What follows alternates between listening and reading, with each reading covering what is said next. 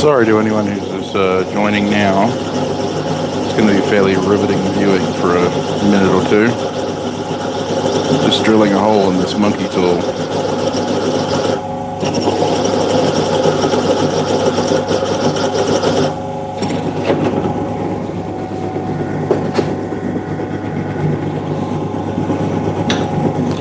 With a 390 watt bench drill, which really isn't up to the task.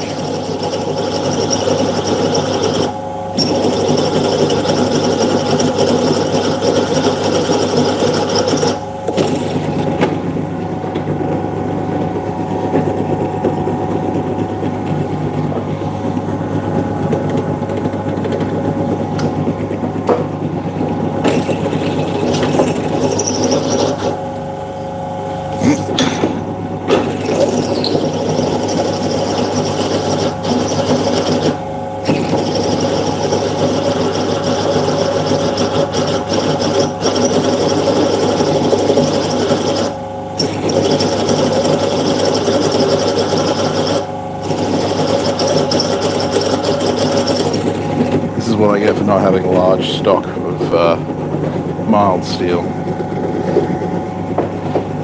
The audio coming through okay?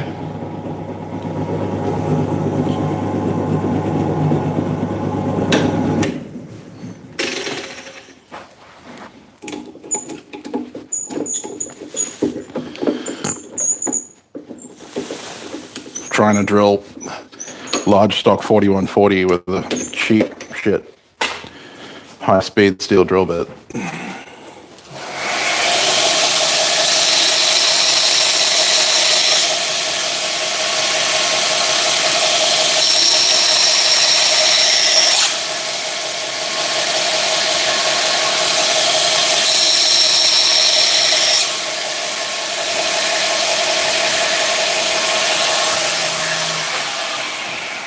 Let's say good morning to people.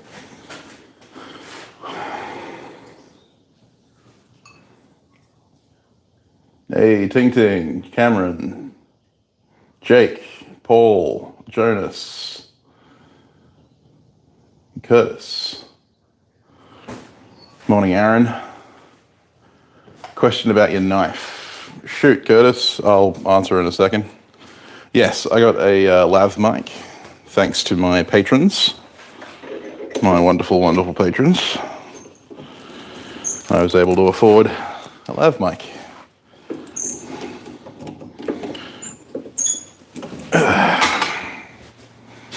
I figured you'd all be watching. Hey, Jared. Yeah, no, just ask away when you're ready, Curtis. I figured you'd all be watching Roy's stream.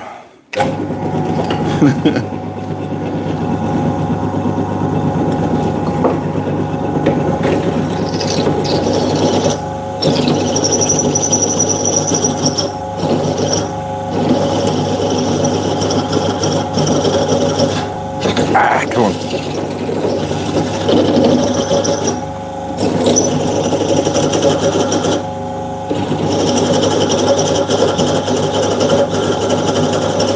I'm very nearly there.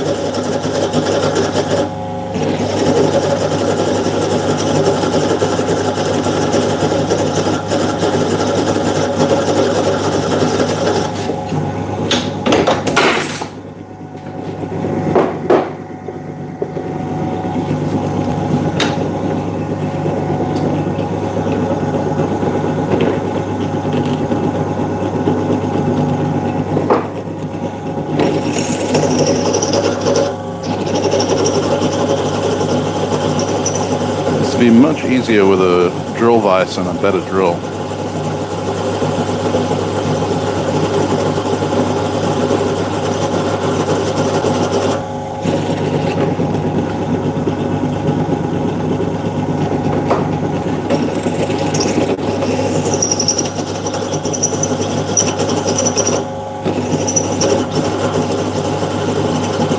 Should be almost through.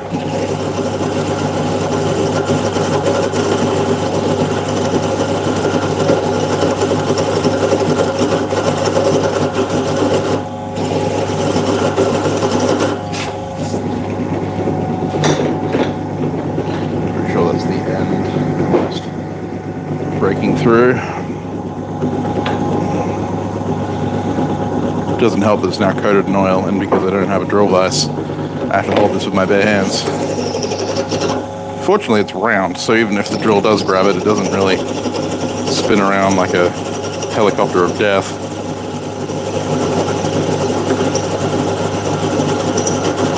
It's getting a tad warm though.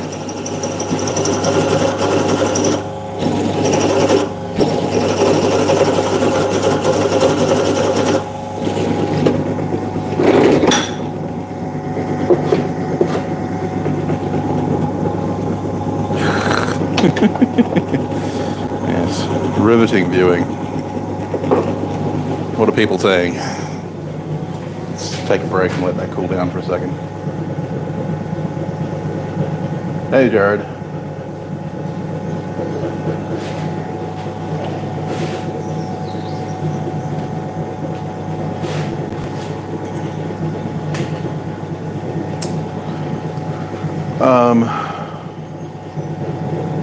So if it still shaves after the two 2x4s and the free hanging 1-inch manila rope chop, which you need to get, it's within 6 inches of the bottom of the rope, and you need to have one clean cut. I noticed you were having trouble with that. That could just be a technique thing. Hey Tanzo, how you going? Hey Will Patrick, how are you going?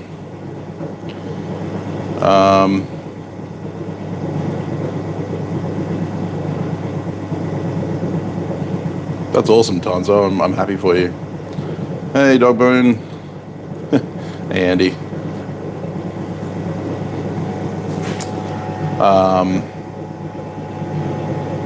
Yeah, so that's probably an edge geometry problem.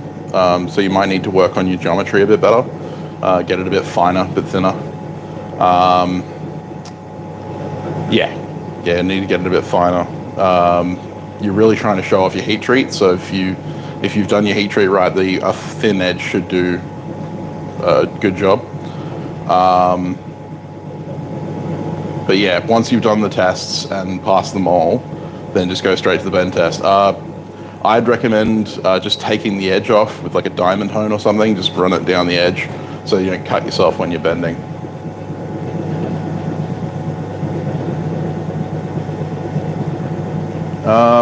It could be that you overheated the tip, Cameron. I can't tell you for sure. I'd have to look at like the grain structure and stuff like that. It could just be that your tip's way too fine.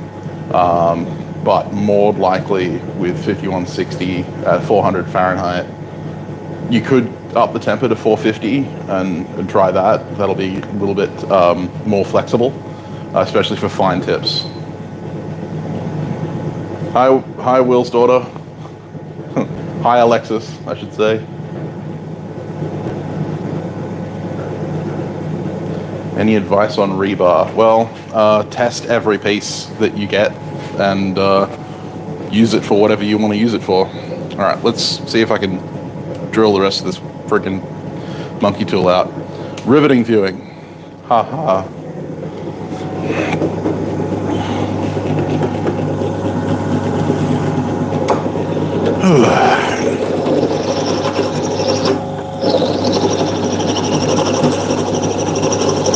I'd like to thank Eduardo Sol, one of my wonderful patrons and a member of our little online YouTube community, for the oil gun that I'm using. It's a spectacular little oil gun. He sent me 5 of them. All different kinds. I know some very generous people.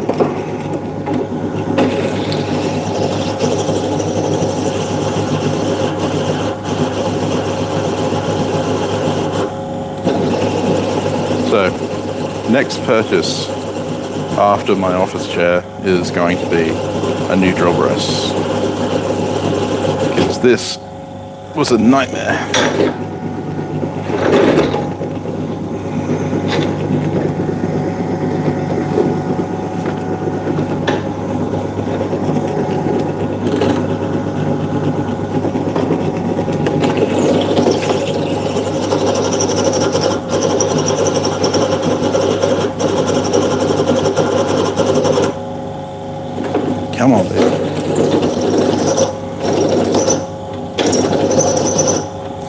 hoping the fact that it's binding up means that we're almost at the end.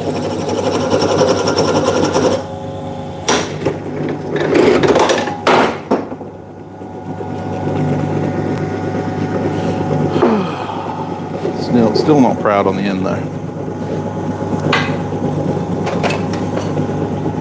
I'm gonna be dumb and use some cloth to hold this because it's getting warm and it's also slipping in my hands because my hands are coated in oil. And if someone's wondering why using cloth is dumb, I'm working a spinning machine. Spinning things and cloth do not go together. That's why you should never wear gloves while grinding.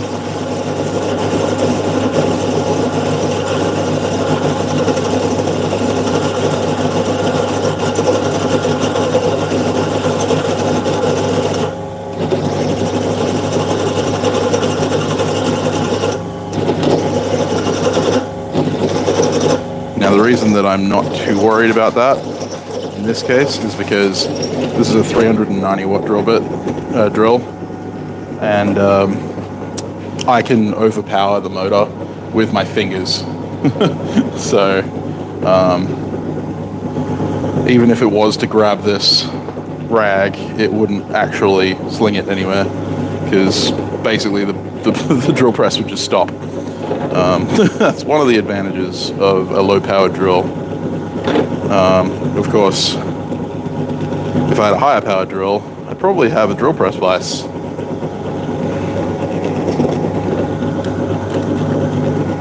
Or when I have my higher-powered drill, I will have a drill press vise.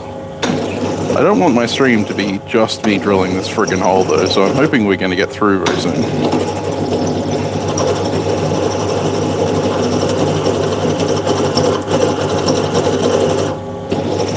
I only had to sharpen this drill bit twice.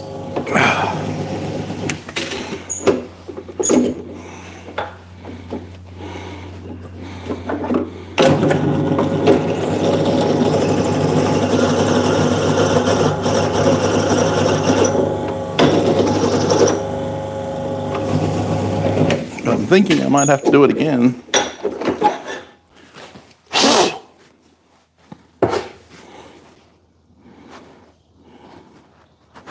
Still not through. Jesus, this is taking forever.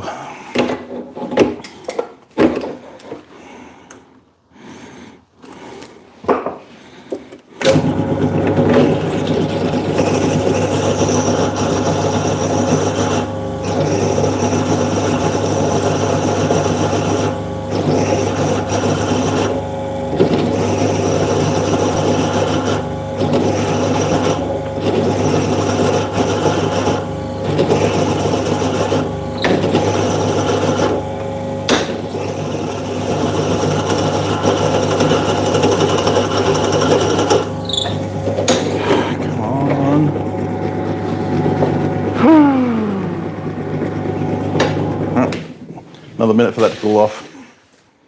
Answer some questions.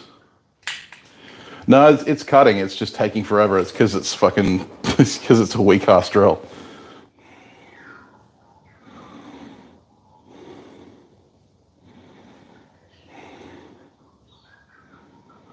Thanks, Wiley. It's all because of you guys.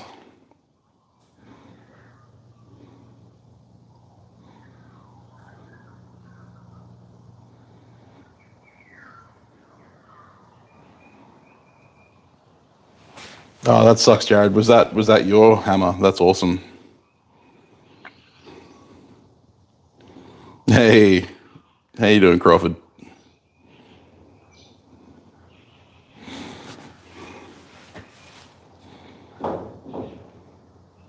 Hi, Roy. Hell no, not bright orange at all. No. 5160's critical temperature is 1550 degrees Fahrenheit, which is, salmon red, like cherry, what we'd call cherry red, basically the standard for most high carbon steels. So, you need a much lower temperature. Yeah, I'm looking at a drill press. It's a 1 horsepower digital. Hey, Eduardo, I was just talking about you.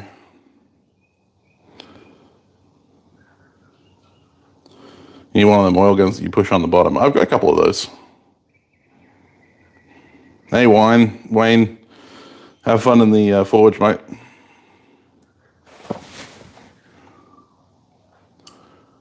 Yeah, much lower temperatures for your normalizing cycles, and much lower temperatures for your quench. Yeah, the salt milking trick is pretty good. Comparatively. So peanut oil will have a higher smoke temp than veggie oil or canola.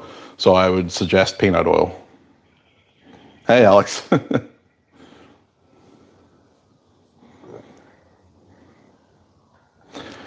The only problem with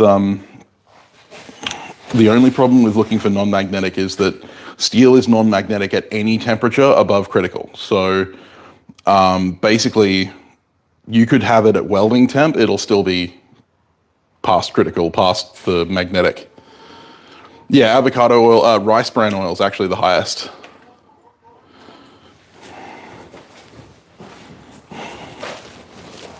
Rice bran oil. It's my go-to for food grade oils. Of course, you could go out of your way and purchase some proper heat treating oils. They're not actually super expensive, given that you can use them for basically forever. That being said, I don't use them, so yet. That's because every time I try and source some, they're out of stock.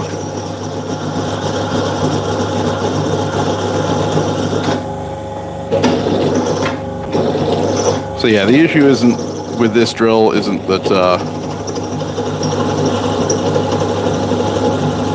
isn't the actual drill bit, it's the drill itself.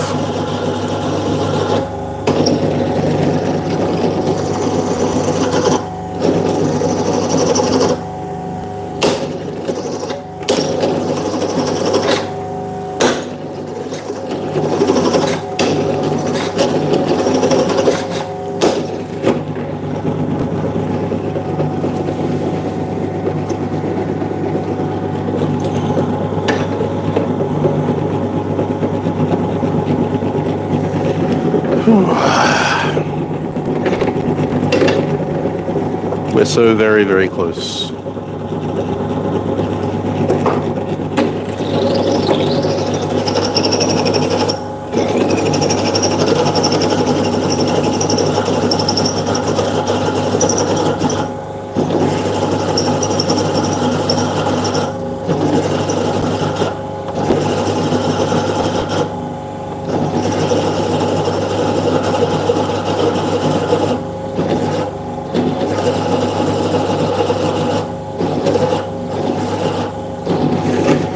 I could make it a blind monkey tool, like I made for Alex, but I've actually transitioned to the follow-through ones because they're a little easier to clear the rivet.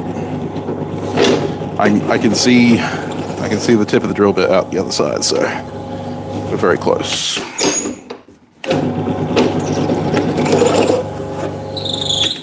Really? Come on.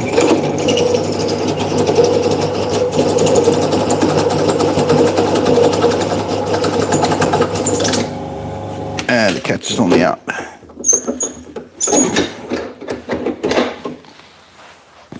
But we are through.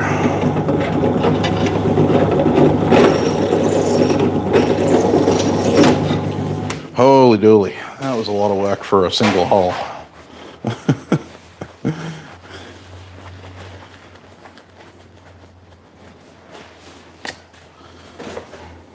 Yeah, the pass-through is a much more controllable method than the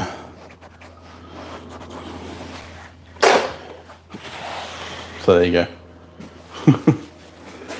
So riveting tool. It's the monkey tool. I think I made it a little over long. I was aiming for 40 mil. Alright, it's 41. It's not too bad. Looks a lot taller than it is.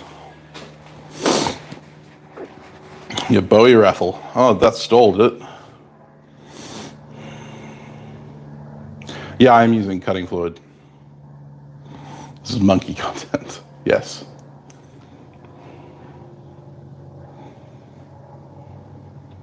For tongs. Actually, no, we're not making... Well, I mean, yes, they could be used for tongs. I'm actually making rivets for Shield Boss.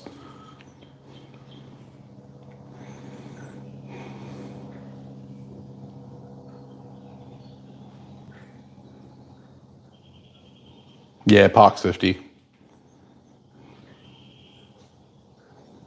If you're in America, Parks 50. Hey, Ignis. Yeah, the lav mic does work well. Rice bran oil. Rice bran oil was the one I was saying. I'm not making a shield. A friend of mine's making a shield. He's trying to recreate traditional Armenian armor and swords and stuff like that. I'm also working on a sword guard for him, sword handle. Traditional Armenian style sword guard. And then I've got to make the handle. But yeah.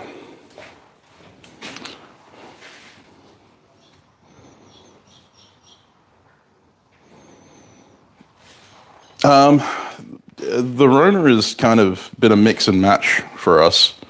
I've found that it's sped my business up a little bit, but it's made it hard to get stuff from other places because it's expensive as hell to ship from anywhere, and it takes forever now.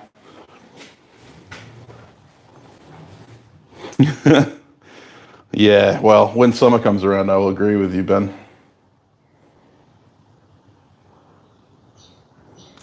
I haven't heard back from the guys who wanted to make the contract about the rivets. We'll see. Yeah, that also helps. No, I haven't used any of the handles yet, Jared. I haven't made any hammers. But anyway, so this is a monkey tool. Will, I believe you were asking. Basically, you just put the piece of rivet stock through there. I'll be using 10 mil round stock. So you cut your length of 10 mil round stock off there, heat the 10 mil round stock up, and set the rivet in this, and then you can put a head on it, and that way you have a pre-headed rivet. I need to clean that out, apparently, because that's not going all the way through.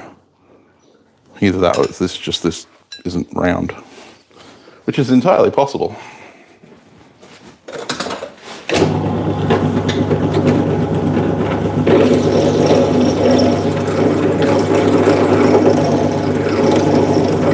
Now, if I was taking my time, which I'm not, and I may do later, I'll make a polishing tool on the drill and go in there and polish the hole. Because like the drill can leave like ridges in there, and that makes it harder to push the rivet back out afterwards. But that being made, that's good. That's one piece of the puzzle. The next piece of the puzzle is a heading tool. So I have this piece of axle rod. This is an axle rod off of I can't remember what it is, but it's a short axle rod that goes into a housing that has a big nut on it. But anyway, I'm going to use this. I'm going to ball punch. Going to ball punch the end, which isn't square. So I'm going to square that up first.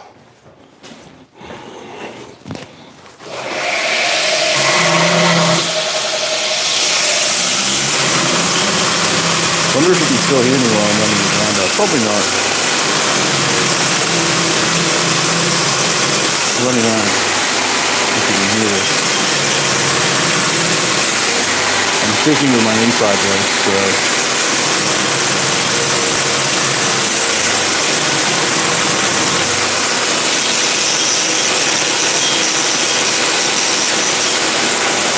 I haven't really tested this live mic yet.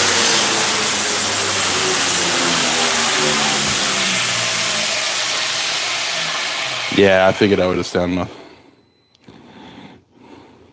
Okay. Hey, Caitlin, how you going? Yeah, that's a lot of money.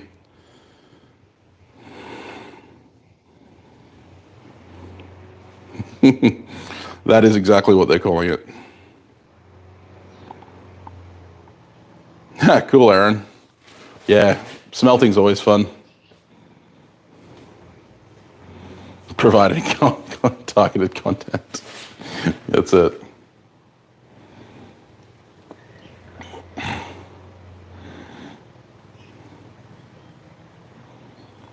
The hammer's treating me just fine, Bob. I still use it nearly every day. Used it this morning to center punch the monkey tool. Still here, still working.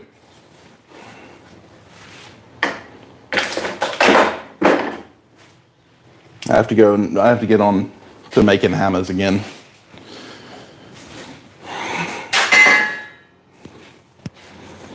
It's really odd trying not to shout in my workshop now when I'm like across the shop, because I'm so used to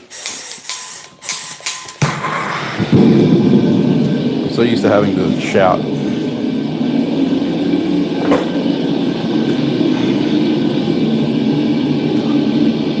The Alsto tunes are actually really good. I'm wearing them right now, funnily enough.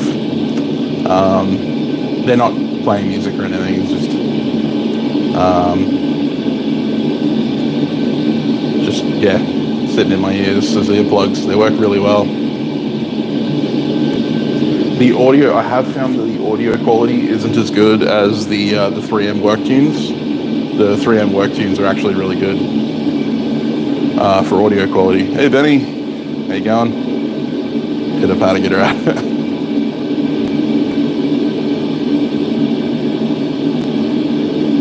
Yeah, I needed to shape the handle as well, Caitlin, but it's better to have too much material on there than not enough.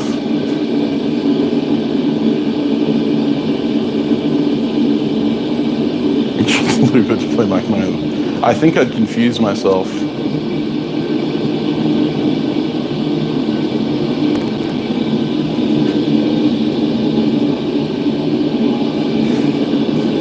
You should be listening to the Forgecast while you forge.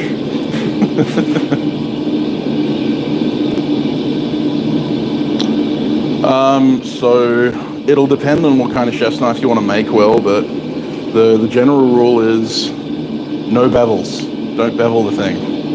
Unless you're going to bevel it quite thick and then grind it down. So when I'm forging a chef's knife, I will basically bevel the entire blank, but so I'll have spine thickness, down to edge thickness, full width. But the edge thickness will still be like 1.5 mil, 2 mil, and I'll heat treat the blank basically post forging, and then I'll go grinding after that. Yeah, they are not cheap, but they're definitely well worth it, especially for a fat guy like me. When summer comes, it's like the 3M stuff, it's just like I sweat underneath them so bad.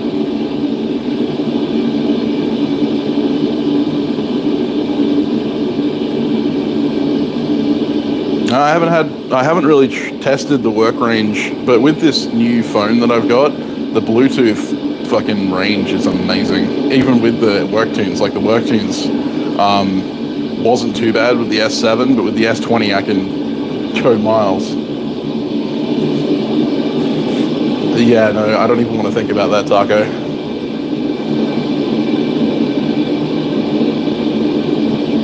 Hey, thanks, Techron.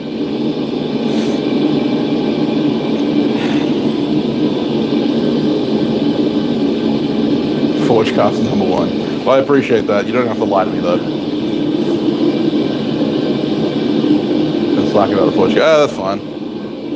I mean, as long as you're not cheating on us with like, Knife Making Australia or Toby Fire and Steel's podcasts, we're okay. As long as you listen to the Forgecast first, it's all good.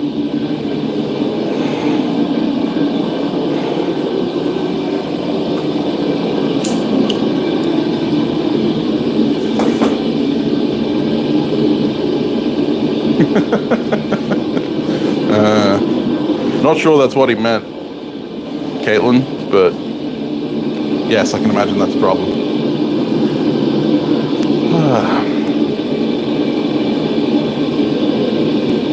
Well, I appreciate it, Aaron. Perish the thought. So this would be the moment where I'd use the 20mm round or 20mm box jaws that, sorry, 20mm bolt jaws that Speargrass sent me, but I had to take them apart. Spagooter is ready. Fun. See you later, Ignis.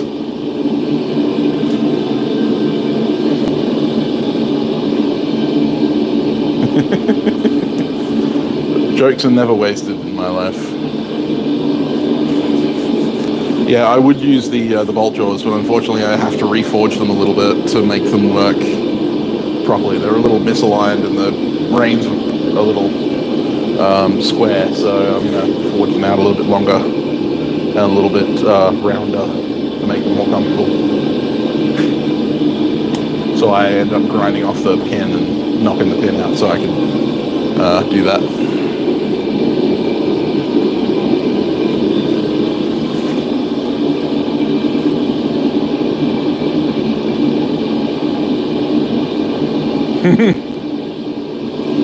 Yeah, I think Instagram might have an issue with that.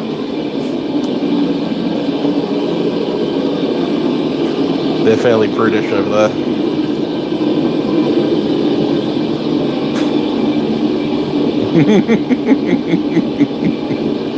Yeah, no, I don't need to see that, Caitlin. You're good. You can leave that one.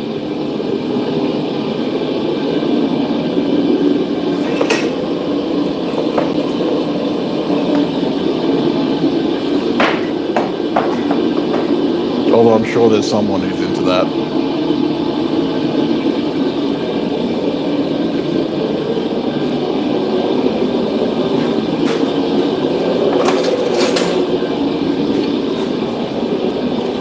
My shed is an absolute pigsty at the moment.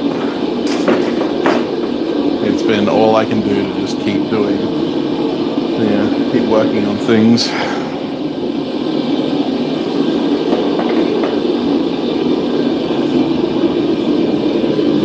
So I haven't really been focusing on keeping the place tidy, which is probably not helping the situations.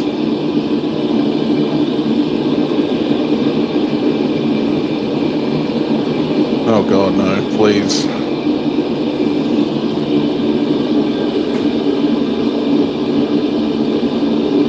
The washing basket. Alex trying to... Wouldn't you look at the weather?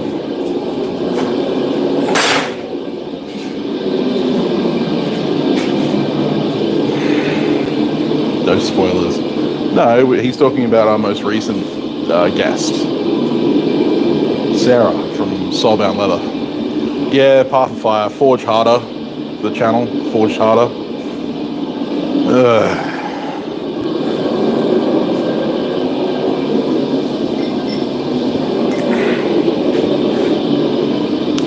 I don't know. She rubs me the wrong way, that woman.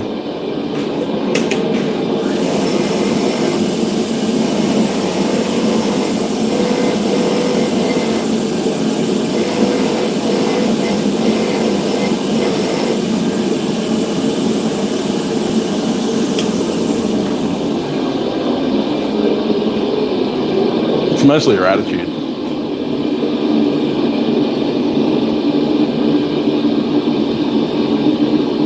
Thanks, Ben. She recently became a mod. A model?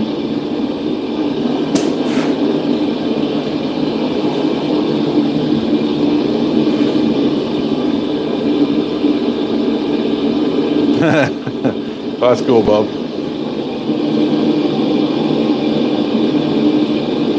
The thumbnails and the clickbait are one thing. My issue is her comment section. She's got a real chip on her shoulder against anyone of the male persuasion.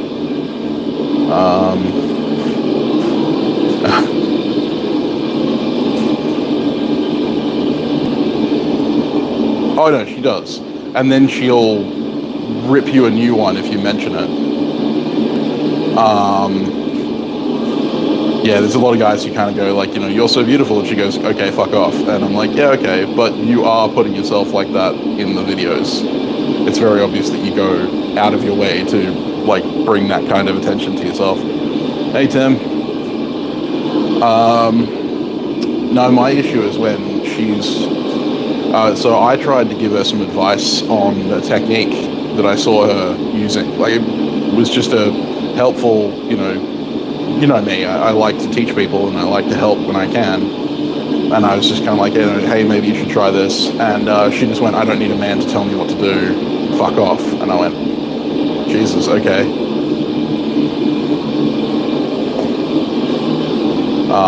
And basically, that was the issue that I had, was the fact that she didn't want to hear advice from anyone who's a man. And I'm like, that's like, I can understand if you've had like bad experiences and stuff like that, but to discount someone based purely on their on their gender or whatever, I don't care who you are, it's just an asshole thing to do. So yes, that's true. And she's also very into the mysticism part of thing. Like, I enjoy the mythicism, like the myths behind blacksmithing, and I enjoy the whole kind of show and tell of it all. But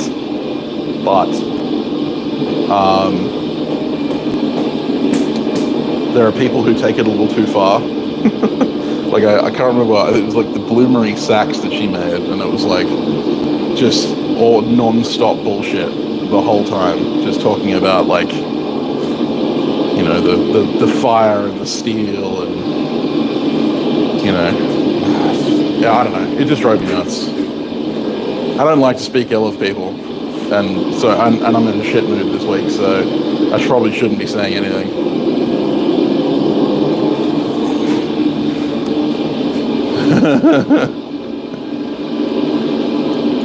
Well, Ben, too bad. You're getting advice from me no matter what you like. Though that being said, you can just stop paying for my Patreon, and then you wouldn't have to listen to me. Okay, so I'm going to use this vise, and I'm going to mount it sideways in the vise, and I'm going to ball punch from this side.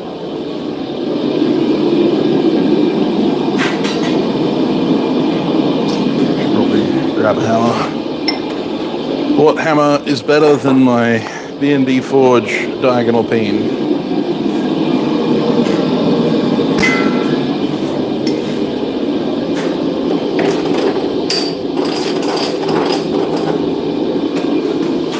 Oh, until I get a bigger leg vise, this is basically my own. Because that 3-inch thing just ain't gonna do it.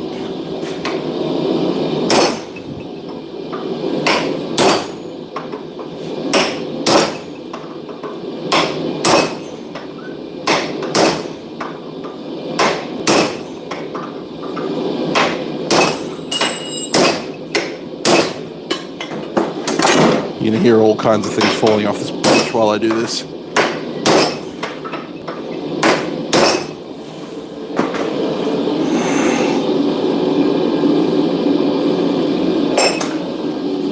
It's not too hot to touch.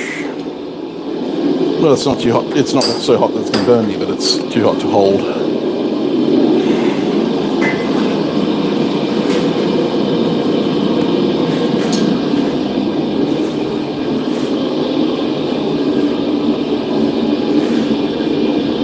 Hey, Jake Visser, how you doing, mate? Glad you can make it.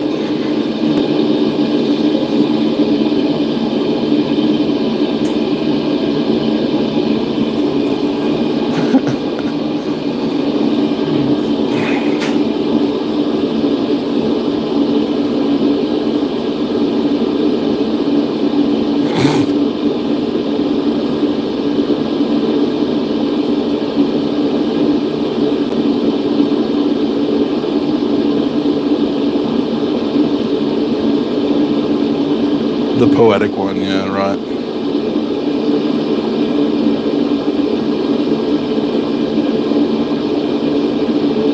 You can put cleavage in your videos, Alex, if you want.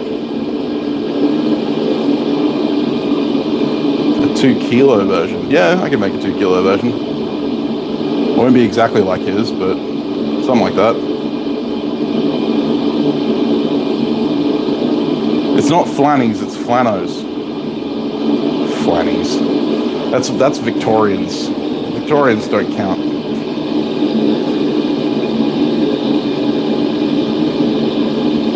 Yeah, Caitlin, it does suck that that's the case for our Bladies.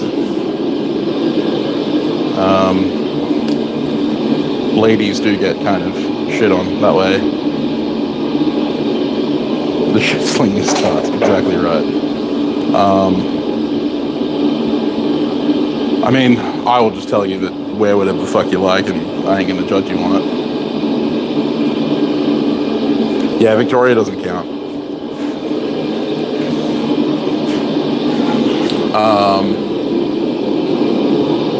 But yeah, I mean, like, you know, do whatever you like. I don't have any issue so much with how Forge Harder advertises her channel. I mean, it's not the way I would do it and stuff like that. My issue is more with her responses to how people react.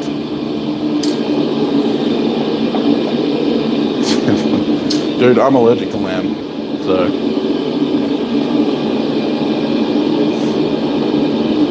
You get negative comments about your tattoos. I don't know. It's funny because I almost never get negative comments. Although I did have someone pull the piss out of my music back when I posted a couple of videos with my music in the background. But they didn't like that.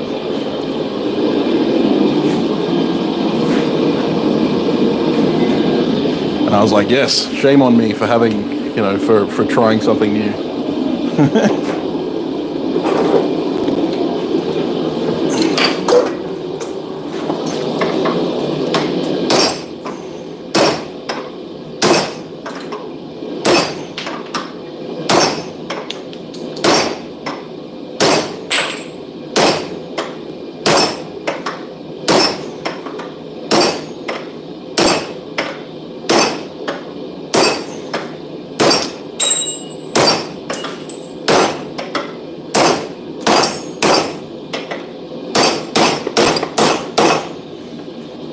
Pretty much it.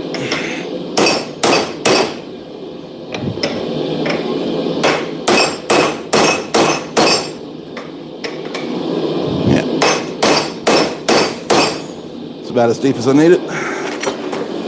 What I'm going to do, heat it back up one more time, quench off the handle, and upset the face a little bit into the handle. And then I'll dress that, but there you go. Nice.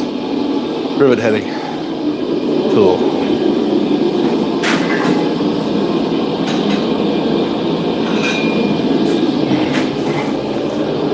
Whew. Forging with love.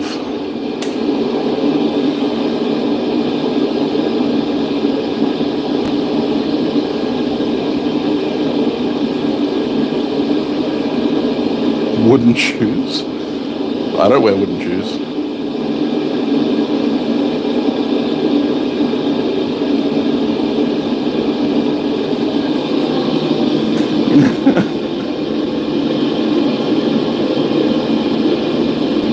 Yeah, that's because I'm not attracted, Alex, so.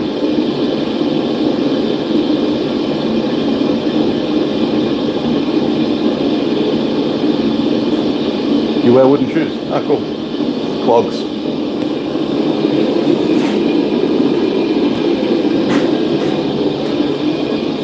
I really liked watching, there's a video of like the clog makers over in Holland, and they, you know, like doing it the traditional way with all hand tools. It's really cool.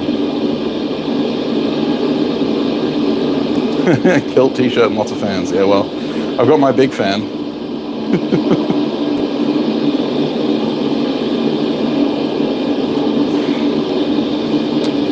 I would buy a kilt, but it's friggin' expensive. I have a lot of other things I need. No arm hair to shave. Just shave your head.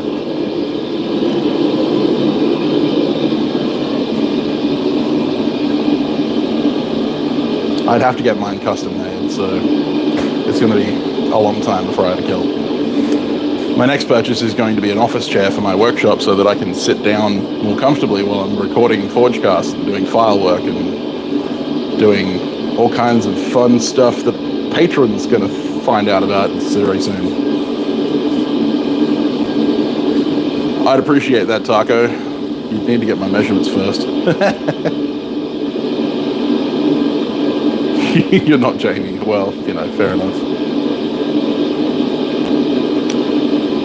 The Mastersmiths will do it for you, if that's the case.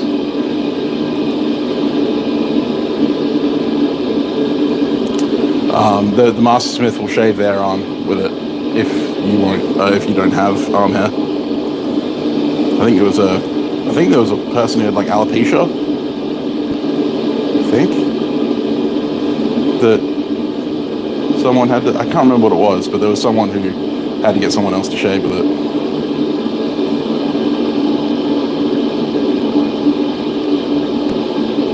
Hey Aaron A, how we going? Hey Joel S. A Randy made leather kilt. That'd be pretty cool.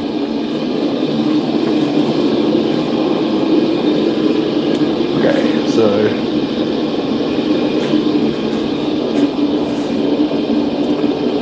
I'm just gonna upset. I can get both on the camera. There we go.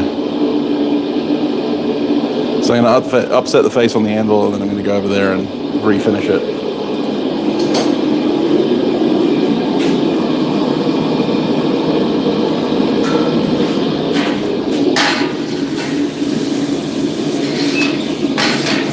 I don't go drop it. Fuck!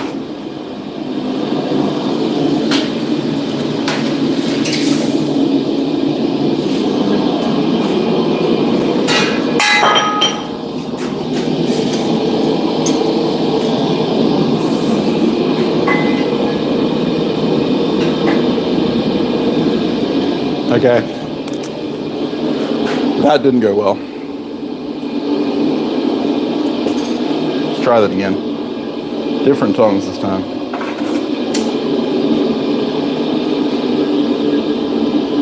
Later, Jacob. See you later, mate. Thanks for checking it out.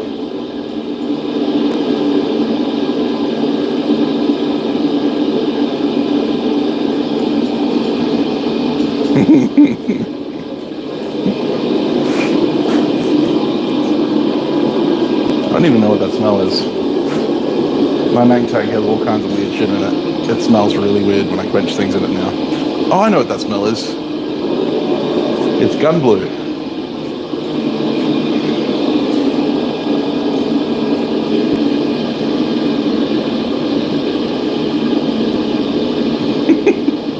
Yeah, we all blame Bob.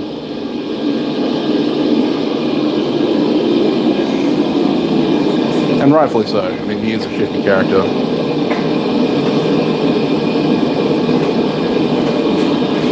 Okay.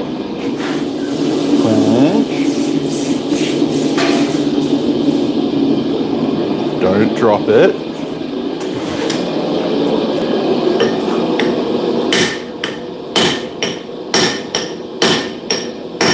There we go. A little upset to make the face true. And then we'll stick it in the vise again. Not a cool attempt. And just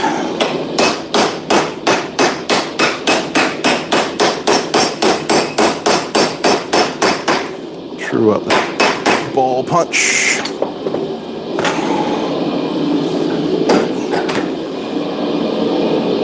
Yeah, looks pretty good. I like it. It's a little off center, but that doesn't really matter.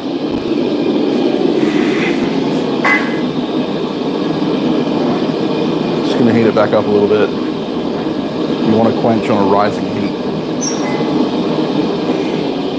not a falling heat, because the steel is recrystallizing as the temperature falls. So you actually want it to be You want the crystals to be dissolving rather than recrystallizing when you go to quench.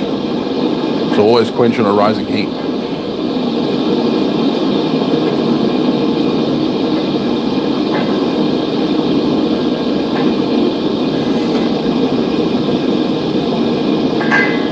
And given that I'm assuming this is 4140, I don't know, the quenching temperature is just slightly hotter than standard, so there's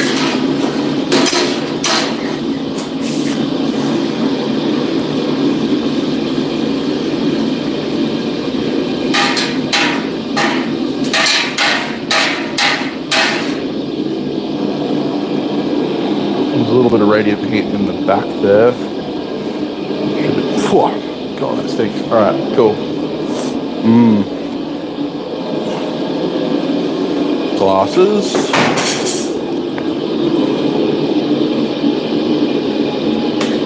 Do I look 80s?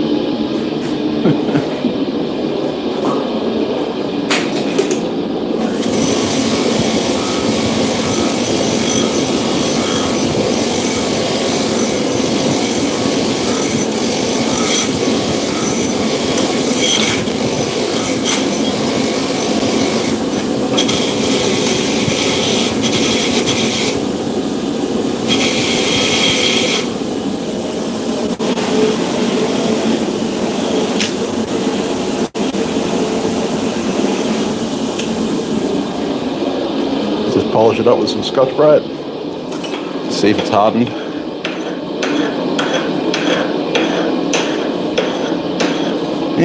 Not a lot.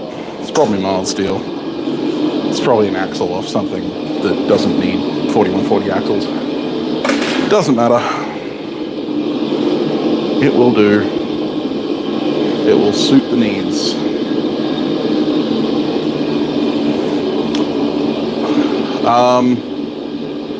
I don't know. Ask Alex. I'm not. My brain ain't working today.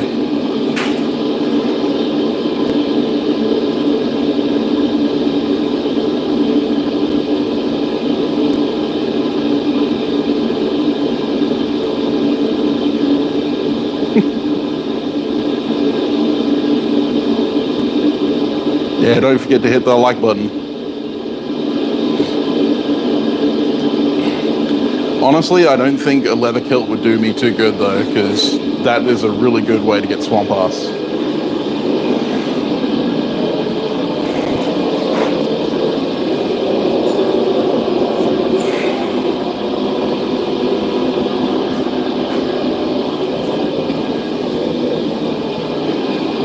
So I'm going to give him this one to pin onto. I'll cut that off the bar. Going to make a rivet setting bottom tool for my Pritchell hole out of this 20mm square mild steel.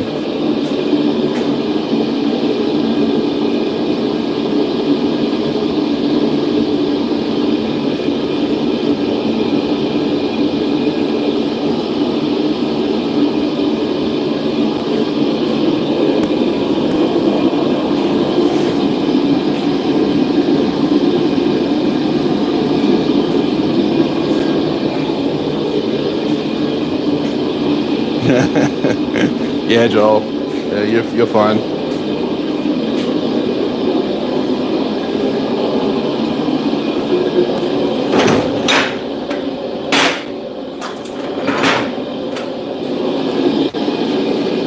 Didn't even think of that looking at your entry. I was like, I didn't even think of how did you drill that hole.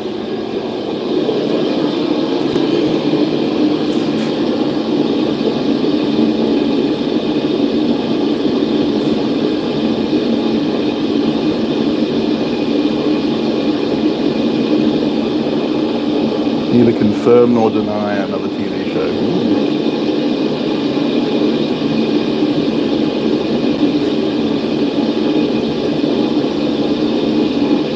Well, that's true. You could have punched it.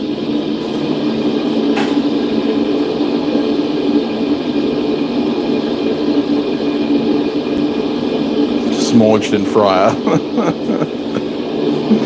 Yeah. Well, that'd be cool, Caitlin. As long as you win. That's the important thing.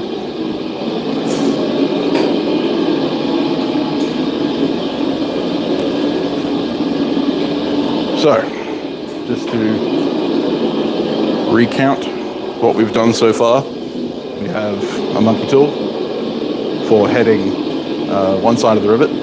We have a rivet header for that side of the rivet. And now we are making the bottom tool to hold the rivet head while we set the other rivet head. The bar I'm working on already has a small riveting tool on it that I was using yesterday and it didn't work. Hey Curtis, welcome back.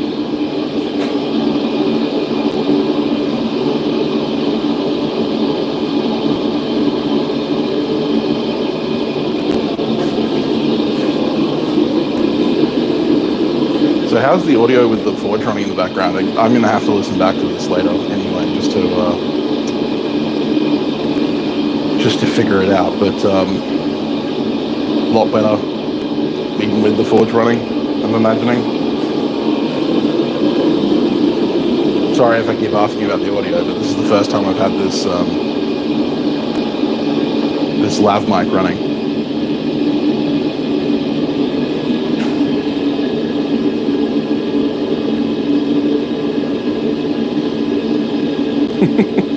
It's gooder.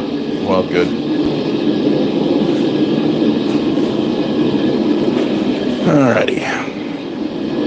So I'm just going to be using my guillotine tool to cut in a shoulder. I have a 16mm Pritchell hole. So I need to take this 20 down to 16.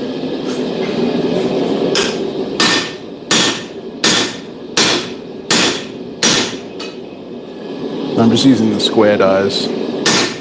I could use the butchers, but I'm lazy.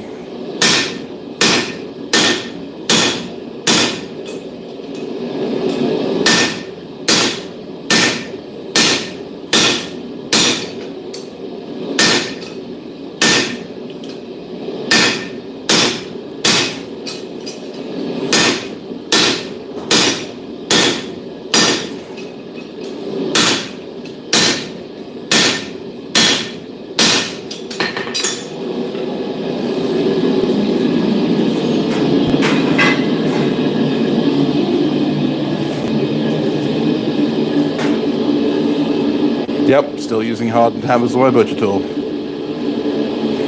My guillotine tool.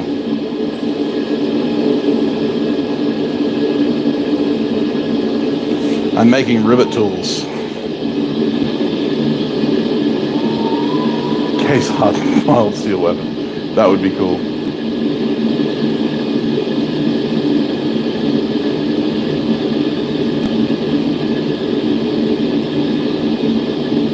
Yeah, Travis is cool.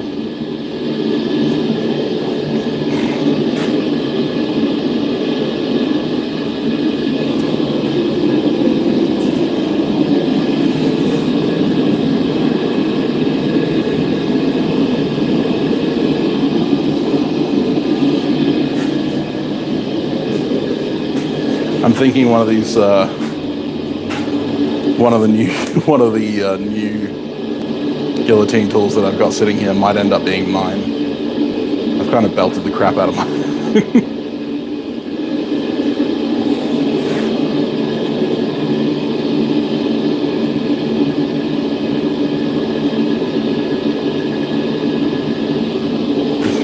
Well, that's your problem there, Curtis.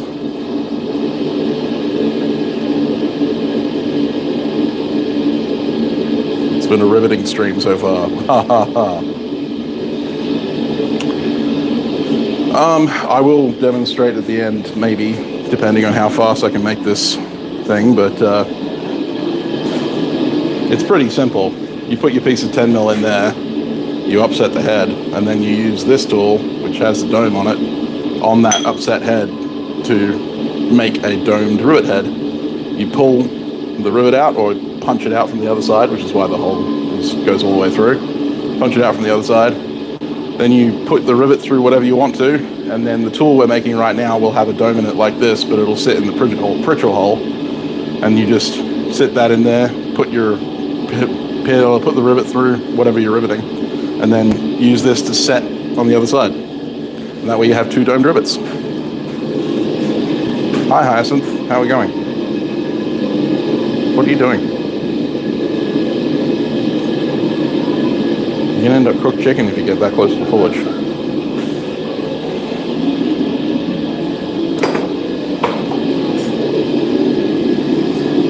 Come on. Come on.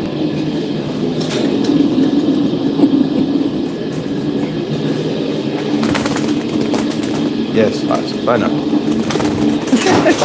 Dumbass.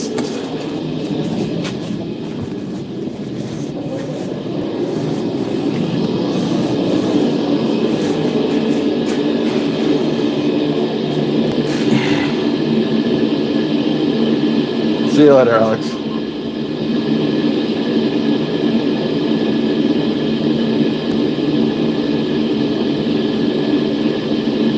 Thanks for joining in. Hey, Ray, how you going, man?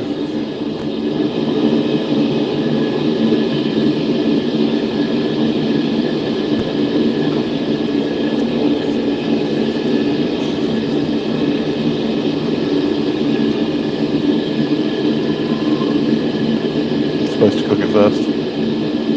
Kiss the chicken subs. I think everyone watching is subbed. If they're not subbed, then I'm disappointed. I'm not mad. I'm just disappointed.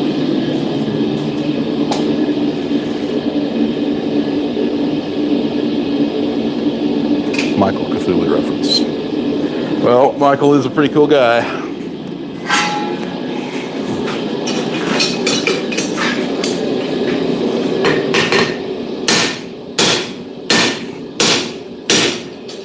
I was sad I didn't get to meet him when he was here in Oz.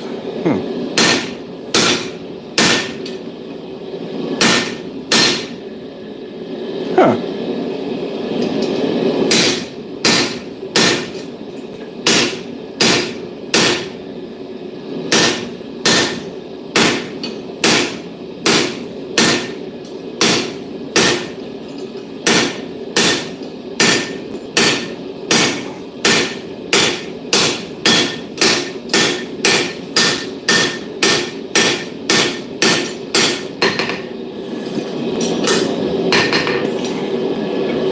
Looks about the right size.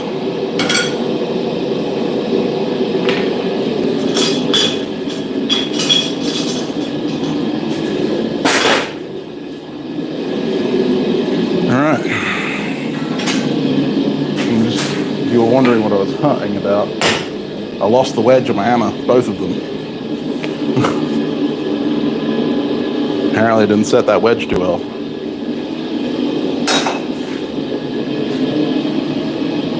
It's alright, I don't like that handle anyway. I'm gonna knock it off, put one of the hickory ones on it. I had no relations with that one. Sorry, Ryan. I don't know, I knew it started with an R and had a Y in it somewhere. I apologize.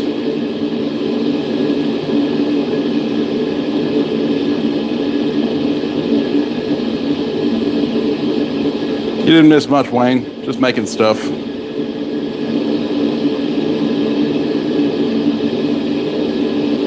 CFK.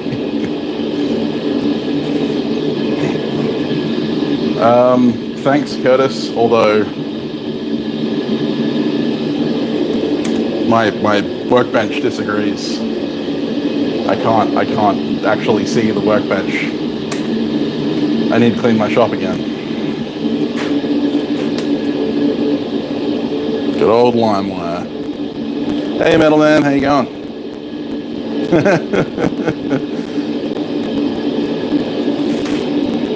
Yes, no, his name's not Ray, it's Ryan. That was my bad. Okay, let's forge out this tang a little bit.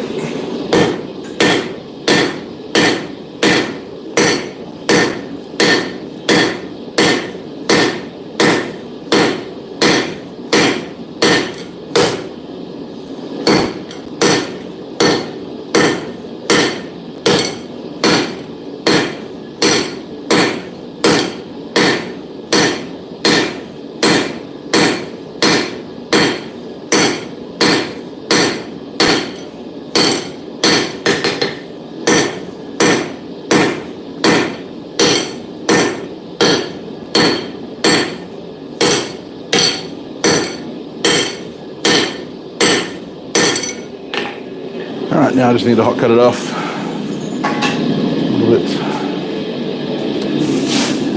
Find my hot cut.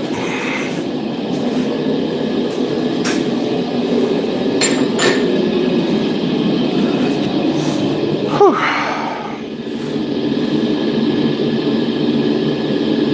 Hey, Sean.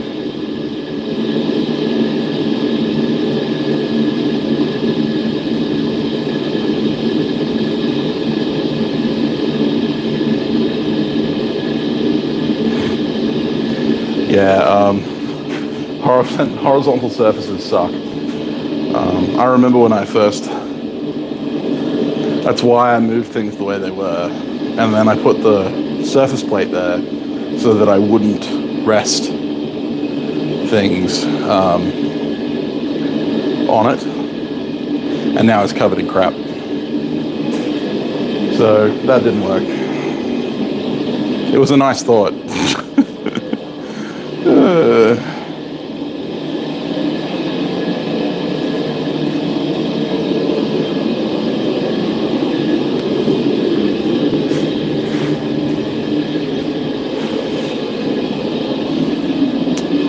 Now from memory. So here's an important thing when you're making monkey tools. The side that you drill from will always be wider than the side that you come out from, because as you're drilling, the swarf that's coming back, the little chips, actually widen the hole. So you can see the 10mm fits with a bit of a gap in that side, but there's almost no gap on this side. It doesn't actually want to go through easily. So when I make the rivet, I'm going to want to rivet from this side.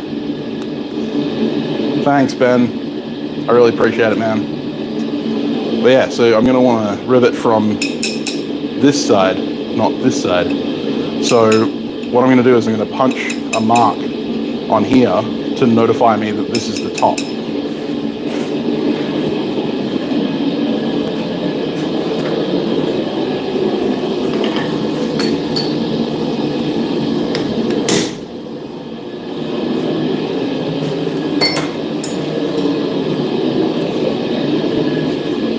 Just a center punch.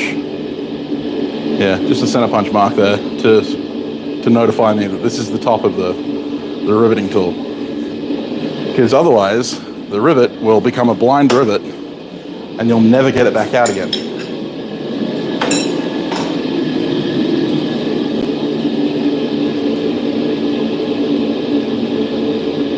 Thank you so much, Ben. I need to reach your destination to find happiness. That's very true.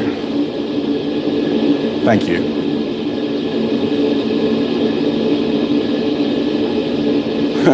Hey, Mongo. Yeah, it is a little weird, isn't it?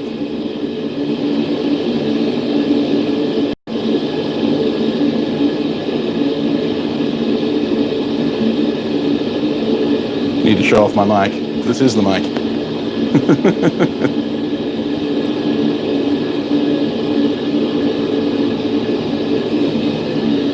Yes, rivet tools. So I'm just going to hot cut the bottom off this rivet header.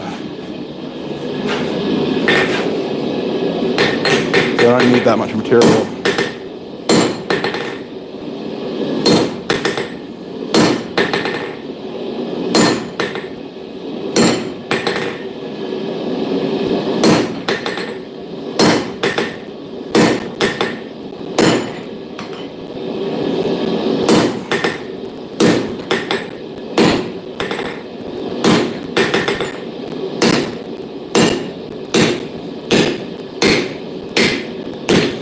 This is just a stake so it can sit in the bridge hole.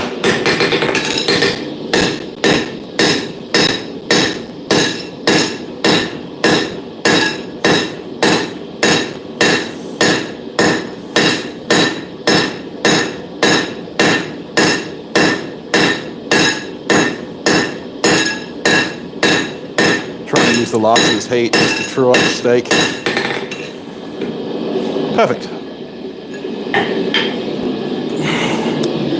So I just made a little tenon, very ugly tenon, But now I'm going to clip it off about there, and then we're going to forge it into the Pritchell hole.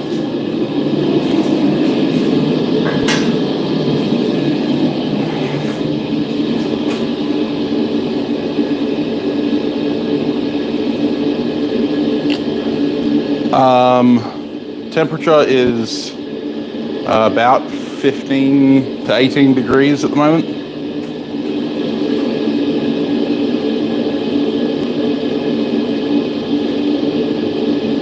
What about the other end? Is it around 9? Doesn't feel like 9. At least not where I am. I think it would work on an S10 Plus. Oh yeah, it'll work on an S10, absolutely. The Rode Wireless Go works really well, although you have to buy the TRS to TRS patch cable. So you have to buy the Rode patch cable in order to get it work. Found that out the hard way.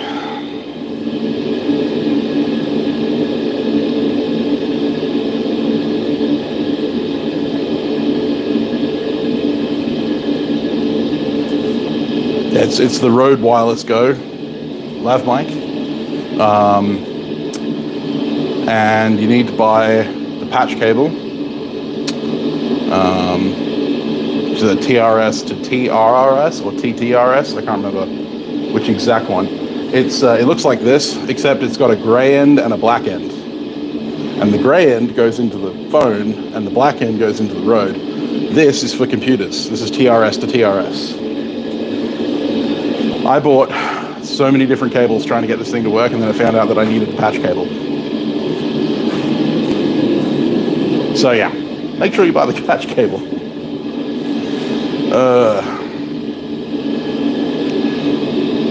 But yeah, then it works, and you can use it with any system. It's really good. I like it. You can also attach an external lav mic to this, like you can wire a mic and wear this on your hip. You don't actually have to wear this up here. I just haven't bothered because I can just clip this to my apron, and I like wireless rather than wired lav mics because I don't want to trip over stuff. It's not cheap, but you pay for the quality of the audio, and I've done a lot of research. I've done a lot of research, and the Rode Wireless Go has been receiving massive amounts of praise for its quality, and so far I'm pretty happy with it. I did a couple of tests yesterday. See you later, Paul. Thanks for checking in, mate.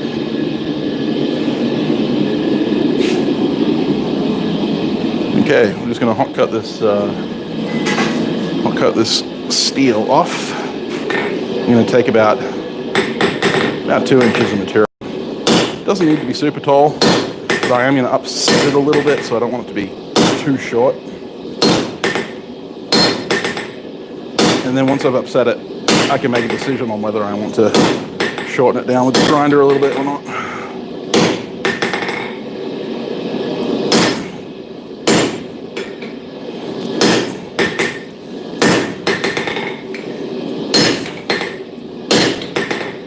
Wonderful thing about hot cutting stuff like 20mm square is you can do it pretty much in one heat because it holds its heat for so long.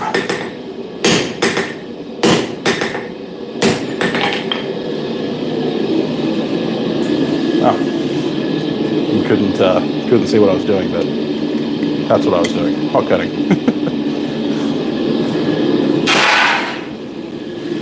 I'm just going to quickly take that little nib off on the grinder.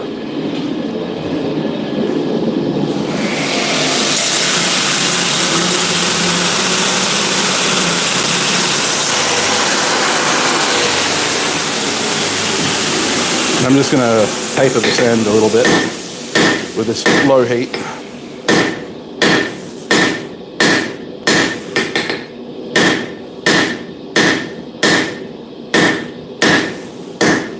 Knock the corners in.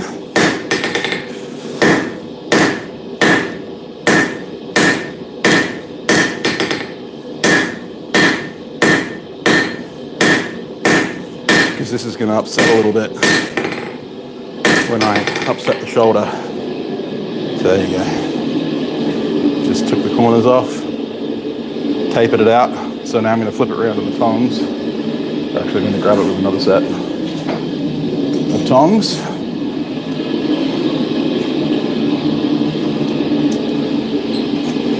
And then I'm going to heat this section, quench this section, and then we'll go with that.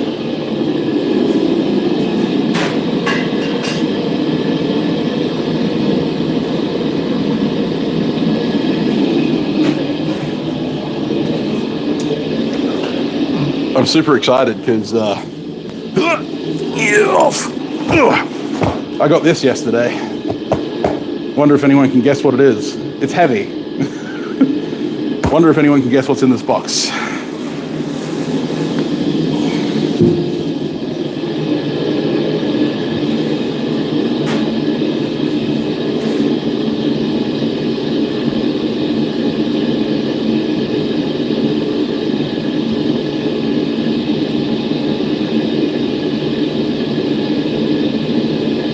Yeah, battery's rechargeable.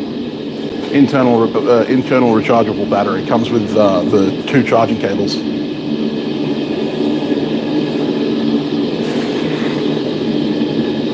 No, it's not the parts for me for Preston. Preston's been fixed now. He has a foot. And I redid the welds here because the welds had cracked. So yeah, he's got a foot now. And he's got the welds fixed. So Preston's in working order again.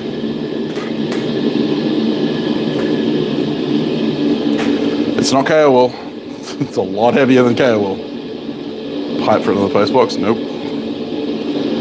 It is hollow metal, technically. It's not a ram. It is metallic. Kind of.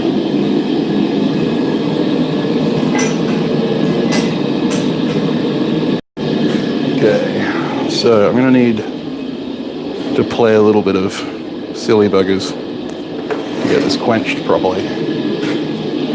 Box of butters. No, it's only one thing. It's only one item in there. Hey, Kyle. Oh, that's awesome, man. Hello to your son. Thanks for watching.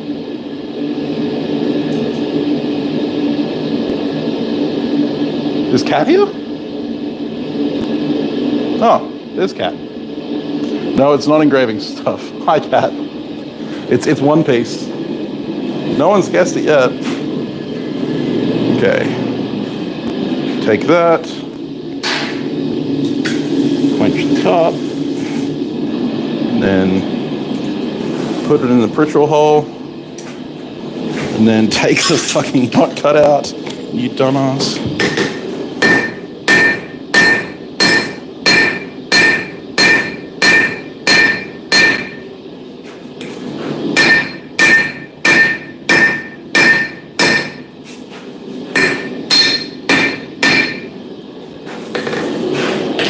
Falling over.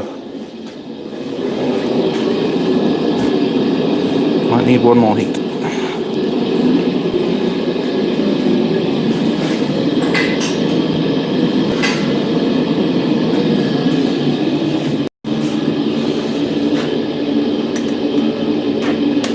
Ooh, Jared's close. New woofer color. Not so much. Well, it's not empty. Half an empty oxy cylinder. No, it's not empty at all. It is an oxygen cylinder.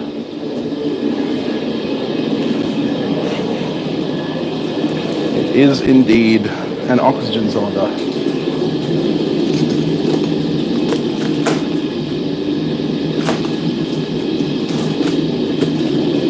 And just to prove it, I'm going to open it.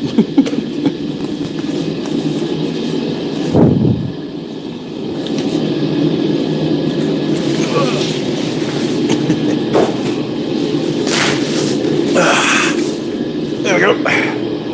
Oxygen.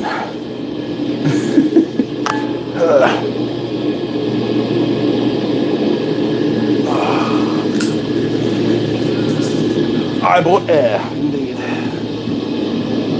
Incredibly expensive compressed air.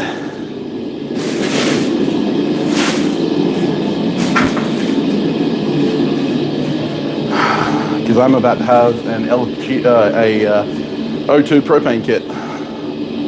Oxy propane kit. Use a hollow basis of shaking handle. Yeah, no, it's full of oxygen.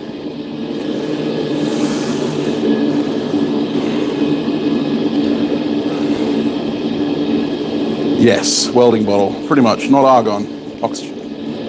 Yeah, no, I'm about to get, I've got the handpiece on the way for an LPG oxy kit. So I can start doing isolated heats and I can cut stuff. It's gonna be great.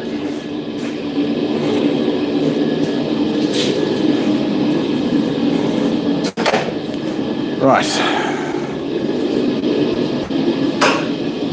Where did I put my hammer eye tongs? Oh, there they are. Or as Brian calls them, ultimate tongs.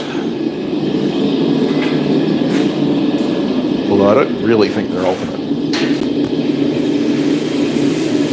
Like, they're nice, but ultimate's a bit of a stretch.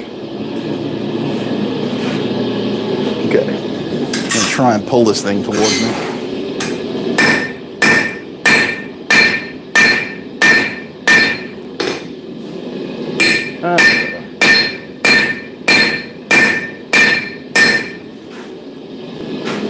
Doesn't have to be perfectly straight.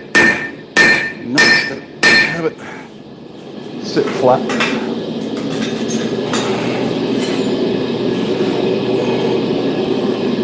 Perfect. Now we'll just stick it back in the forge. Screw up the taper a little bit. He's got pretty hot.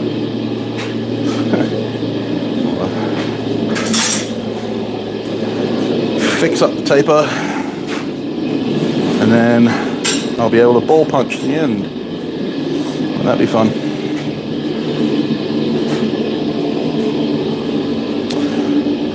Yes, they are. Plasmascus. I'm not going to do that. It was a bad idea. Like, okay, it wasn't a bad idea. It was a great idea. I like his style of thinking, but it's been done before. But better. Like the problem with the Plasmascus is that you get all that slag, which is what he found. There are guys out there who've done it with angle grinders, with cut-off discs, or with bandsaws, and done the same thing, that linear cuts, and then mosaicked it out.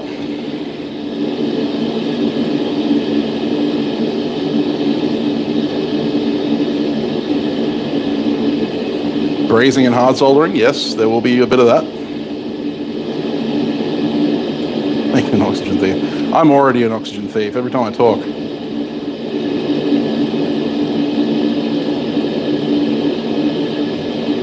Yeah, well, when I get the bottle exchanged, I'll probably get a guy in a truck swapping bottles out for me. But yeah. You need to shave.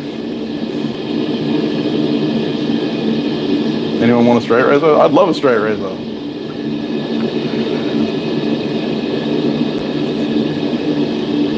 Yeah, 1 1/4 inch Hardy, like, cause that the Dwyer's got a 1 1/4 inch Hardy hole. It's a bastard to make tools for it. Yeah, I have that too, Jared. No, you need Oxy LPG setup because acetylene has oils in it, which keeps the valves lubricated. The ones in the LPG kits, because LPG doesn't have any oils in it, you've got a it's got a different handpiece setup.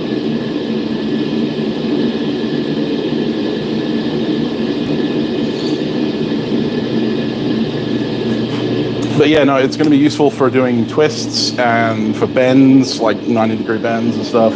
Riveting, just everything. Backing, blue backing spines, edge quenching knives.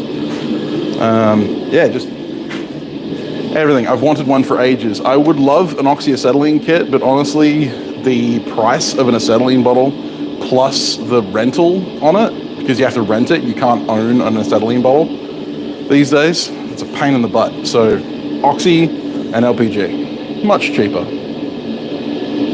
Hey, Brett Larson, how you going? Yes, you need different handpieces for oxypropane. And different regulators. You can't use an acetylene regulator on an LPG bottle.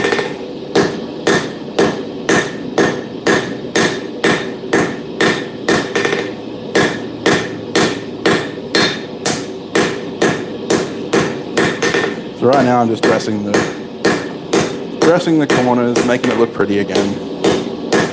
Or as pretty as I can make anything that I make look.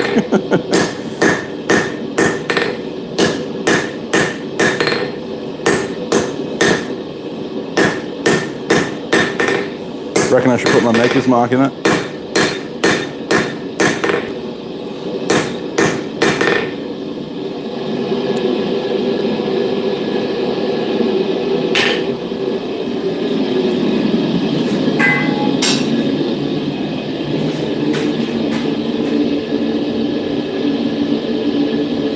It'll have propane or acetylene on the dials. Hot Devil makes some good stuff. My handpiece for the blowtorch is Hot Devil. I like it. It's very hard wearing.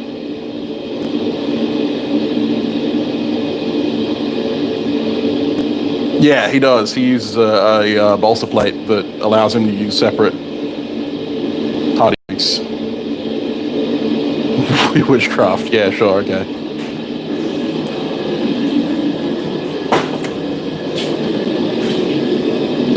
So there's one vote for yes, I should put my mark in it. I suppose one vote is good enough. I'll do it before I ball punch the end, because when I ball punch the end, it's going to upset things and it's going to make it much more difficult to do this.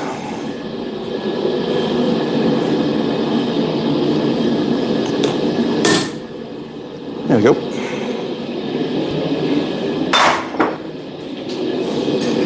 Better not stuff up the ball punching, otherwise that'll be a waste of a good mark.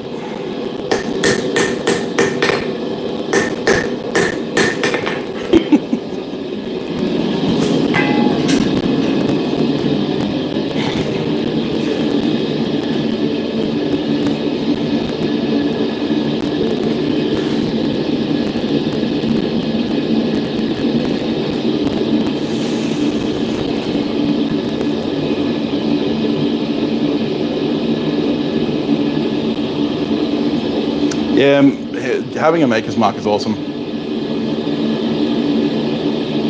Yeah, that's always a risk, Jared. I actually had a guy who did the same thing. He ordered a one.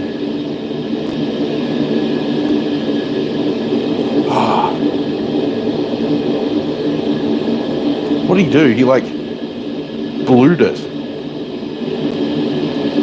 Oh, that's right. Yeah, no, he used it for branding. Like, this guy bought he spent the money on a D2 hardened steel punch, by hardened steel maker's mark. So he spent like 300 US on a hardened steel maker's mark, and then he heated it up and used it as a brand to brand wood. And we were all commenting, going, "Dude, you just ruined the heat treat." And he's like, no, it'll be fine. You know, I only got it up to 600 Fahrenheit. And I'm like, that's hotter than you need to get it to ruin the heat treat. And it was way hotter than 600. Like, it was gray, not blue.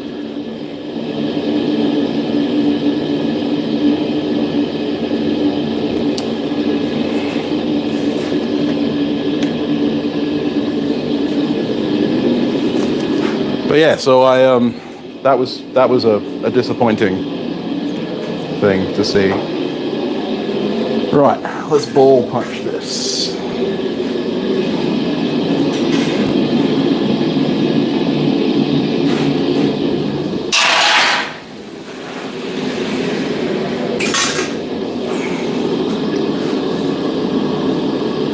want to get this relatively centered.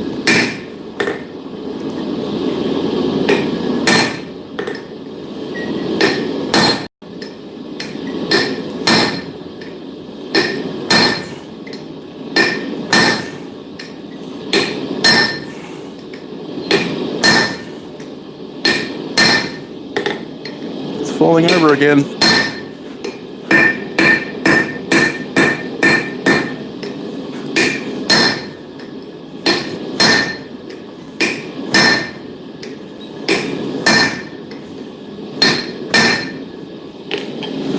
One more heat and I should do that.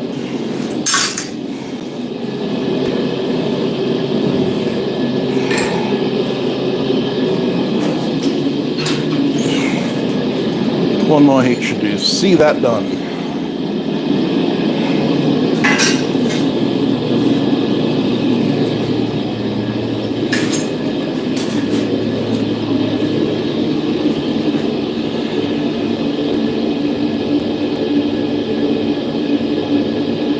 Yeah, I'd get the double skulls. Hey, Greg Campbell, how you doing?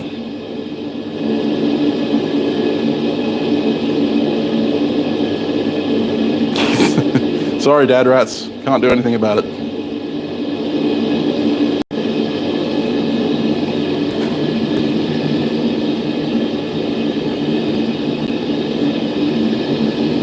See you, Will. Best of luck with the feral kids, man.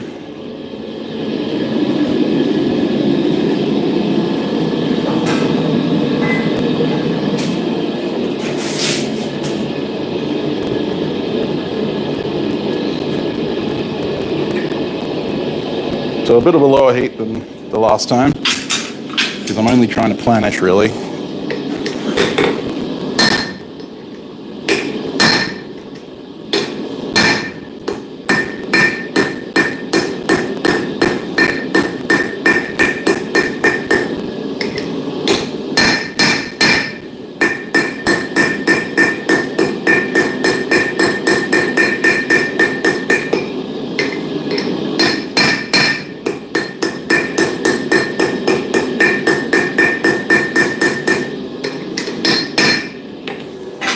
Alright, let's pull this out. Come on. Nice tight fit. Now I'm just going to dress the sides again.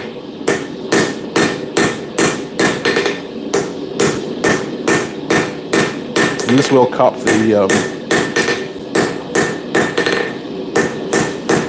the header a little bit, but that's okay because we can go back in when it's almost cold. It's still got a little bit of a glow to it. Flatten it out. Do that. Bring up the ball punch.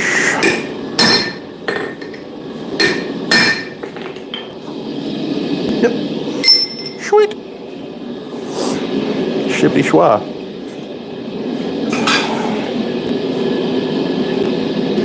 Now I found that this quote-unquote mild steel that I purchased from a distributor actually has some hardening capabilities, so I'm going to heat this up a little bit and quench it.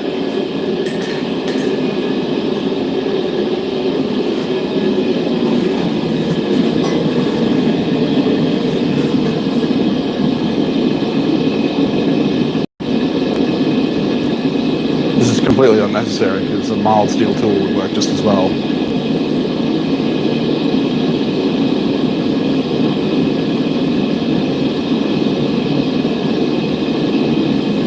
But I like to be paranoid.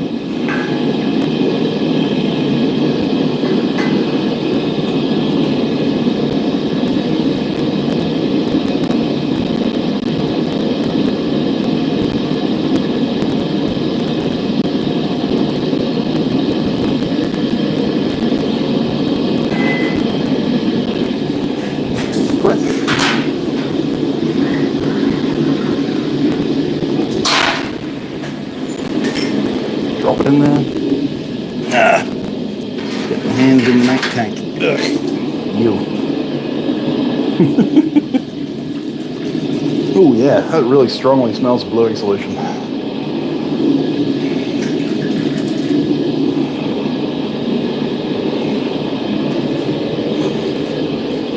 There we go. One finished heading tool with my mark in it.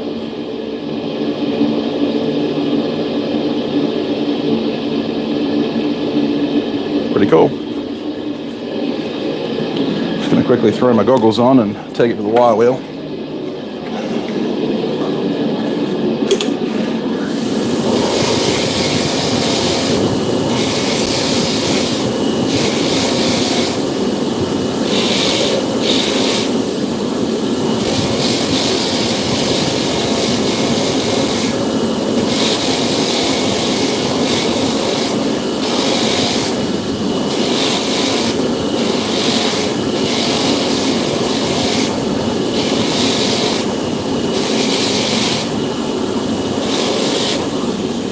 It's funny, I feel like I can't talk right now, but I can because I have a lavalier mic on. It's a very new experience.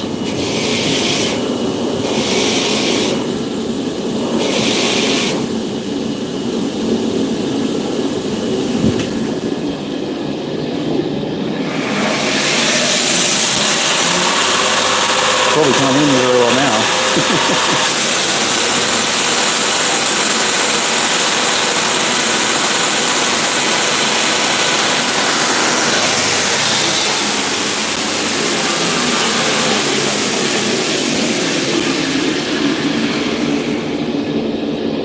See you later, Curtis. Thanks, mate. Yes, you're a good influence. See you, Jared.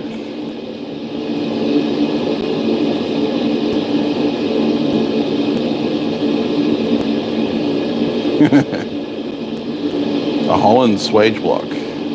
Cool. Yeah, 12-pound sledge is a good way to start.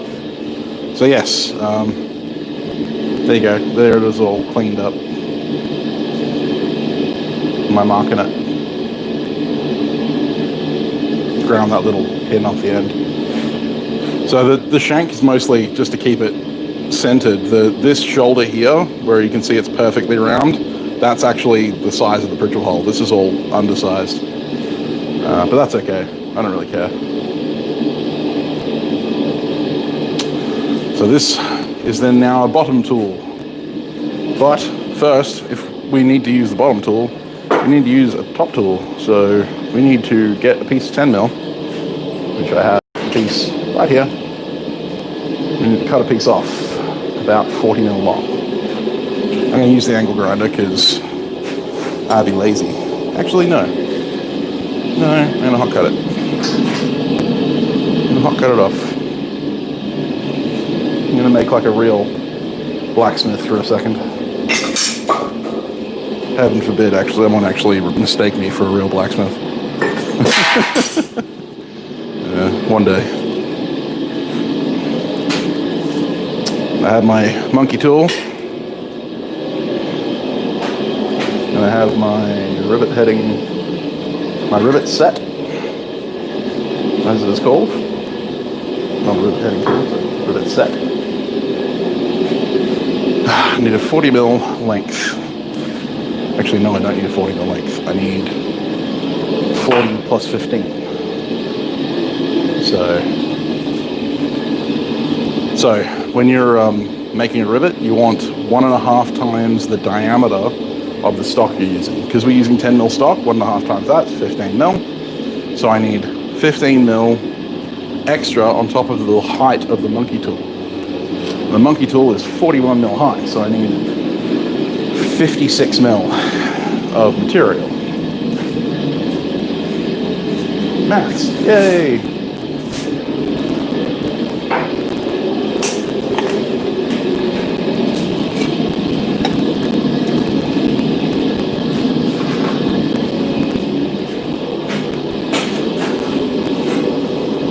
Just when you thought you'd escaped maths, you can never escape maths.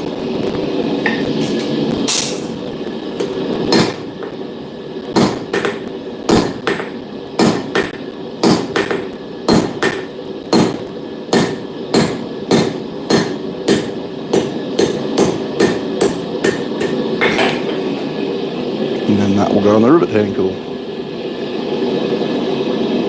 Might actually just leave it like that. Put it back in the forge.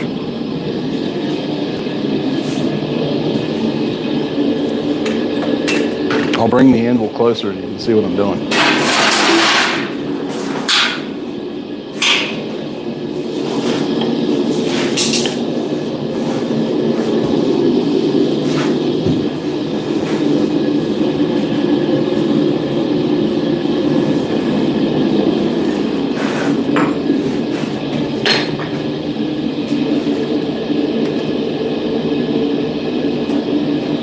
Hey Gary, how you going?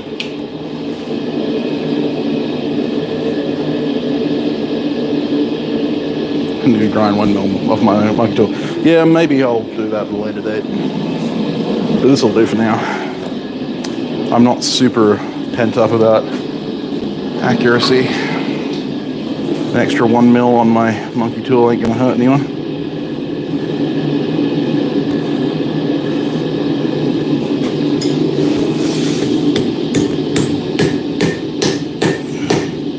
Maybe should have made this an 11 mil monkey tool.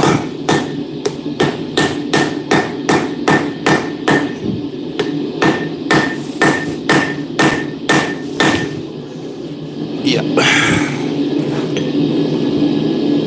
It's not going well, but it'll do for proof of concept.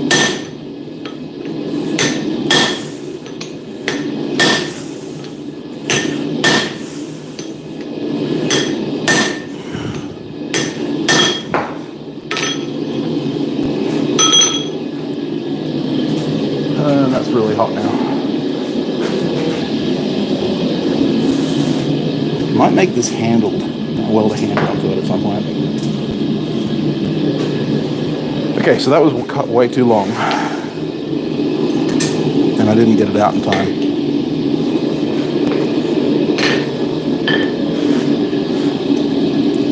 I hope you can see the general gist of what I was aiming at. We'll try that again with a shorter pin. Come on. This threaded rod doesn't like to be picked up. It's not like standing around. That stuff's a floozy.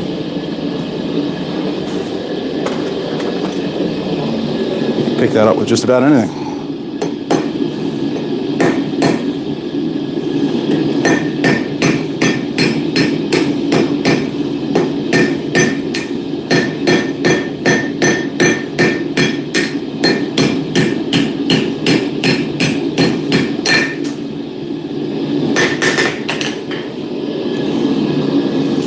Right.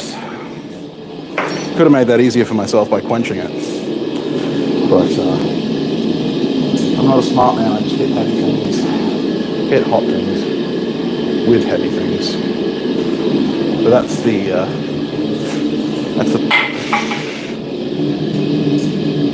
that's the first attempt at a rivet. Didn't quite get the head set. Let's try that again.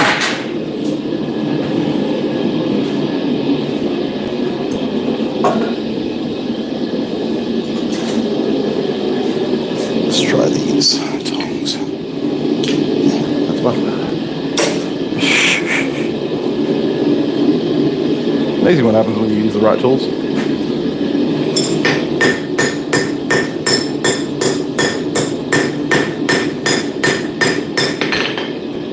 Right. Take two. So I cut that at 56, so I'm going to cut it at 50. Give myself 10 mil. Of stock, which is shorter than what is suggested, but I have a feeling it might work a bit better for this purpose.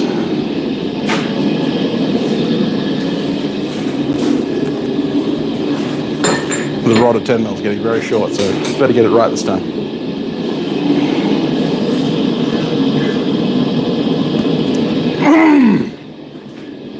Excuse me.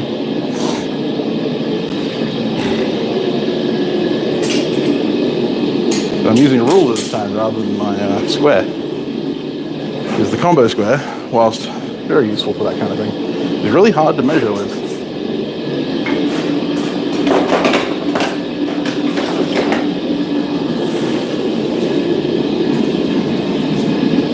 Right. So, 50 mil, 2 inches material out there. Boop.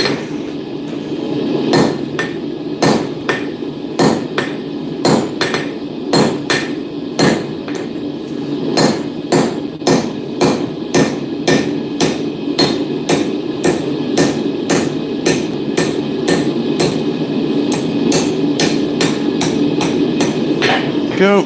Keep it attached so that I can heat it up.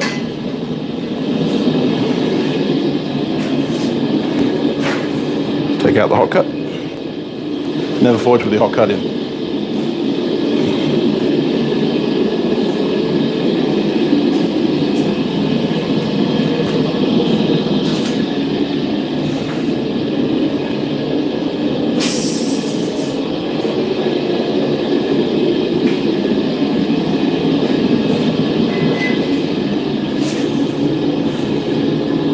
In you go.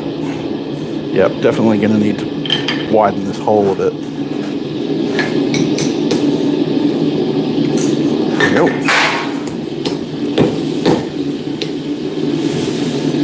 Now we get the rivet set in.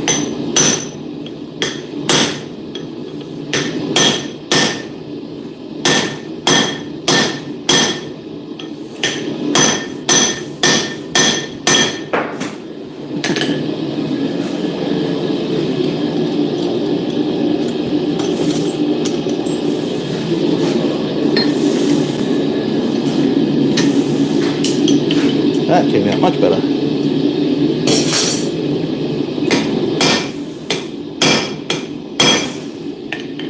Much better. And now I'm going to do the smart thing. Quench it.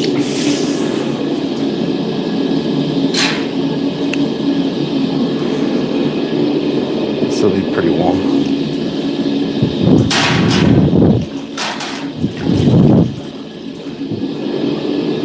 That should make getting the rivet out a little easier.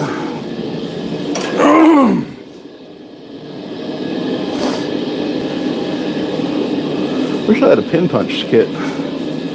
He says, knowing he has a pin punch kit somewhere. You know what else works? A screwdriver.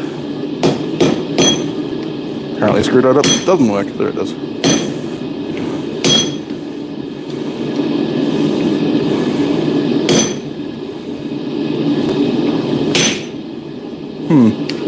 Something tells me this plastic handle isn't made to take a hammer blow.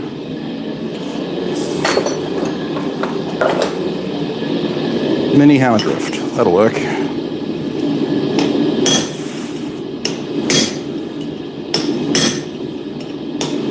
And yes, this is the mini hammer drift that I used to forge the mini hammer for the Forge Cast competition.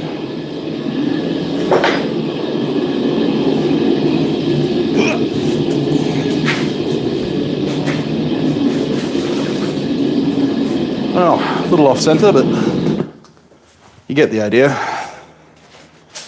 A little more practice, and I should be able to get a decent rivet. Definitely needs the 15mm material.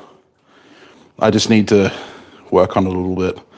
The issue I'm having is that your rivet head, your monkey tool is supposed to be about 0.5 mil to 1 mil bigger than the stock you're using. So by rights, I should be using 9mm stock. So yeah.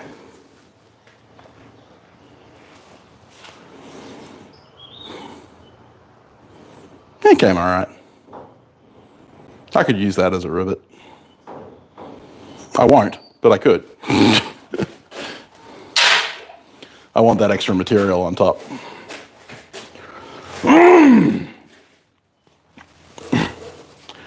Hey Shelby, how you going? Thanks for tuning in.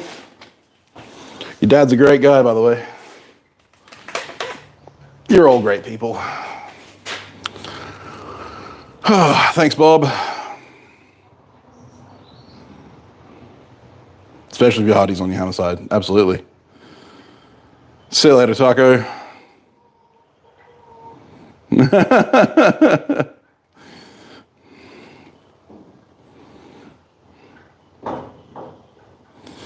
Yeah, so that's the tool set. So we've got a rivet header, or rivet set, rivet heading bottom tool, which has my mark on it, and slightly warm monkey tool, which is like the easiest thing to make.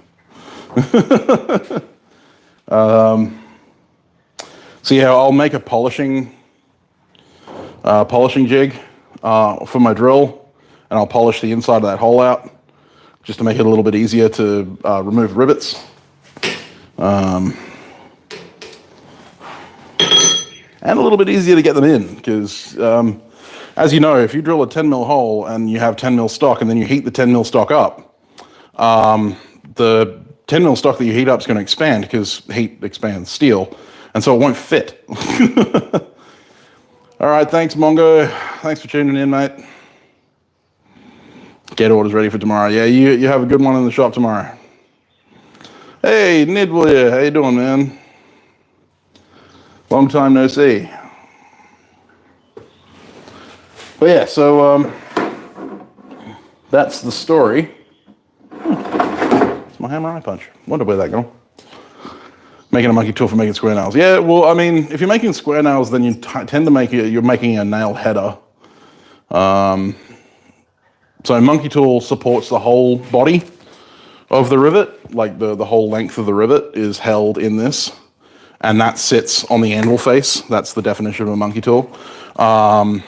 Whereas a nail header is just holds the shank free, loose in the air, and you head the nail. On top of that, you can set rivets like that, but you need to basically custom. Yeah, you can use a rivet set like that, but you need to custom forge your rivets. So you need to forge the shank out from a larger stock and then cut the larger stock off to create the first head. Because otherwise, if you don't have a shoulder to sit on the nail on the rivet header, then you're going to have a problem. Whereas with a monkey tool, you can forge the rivet head straight onto the monkey tool. A hot monkey tool works better than a cold one because it holds the heat for longer, which means you can get that head going, which is why I didn't quench it that first time, because I was hoping that a little extra heat was going to help. It didn't, but we can hope. We can hope. But yeah, so I'll polish the inside of that out, and I'll also taper it slightly so that it's more tapered towards the top slightly, so that it'll be easier to pop rivets out of it. And that's simple enough. You just get a piece of, 10 mil round. Actually, I'll probably just, or a 6 mil round to work, something like that. Cut a slit in it, and then put some sandpaper through it, and put it in your drill, and then you just run it in and out of there and polish it all out. But 3 tools in an hour and a half, 2 hours now. But yeah, 3 tools in an hour and a half ain't bad. And I need to make some rivets for a friend of mine, so that's why I need to make the rivet tools. He's making a shield, and he wants proper rivets, so I gotta make those. I'll probably make them this afternoon after I've had some lunch.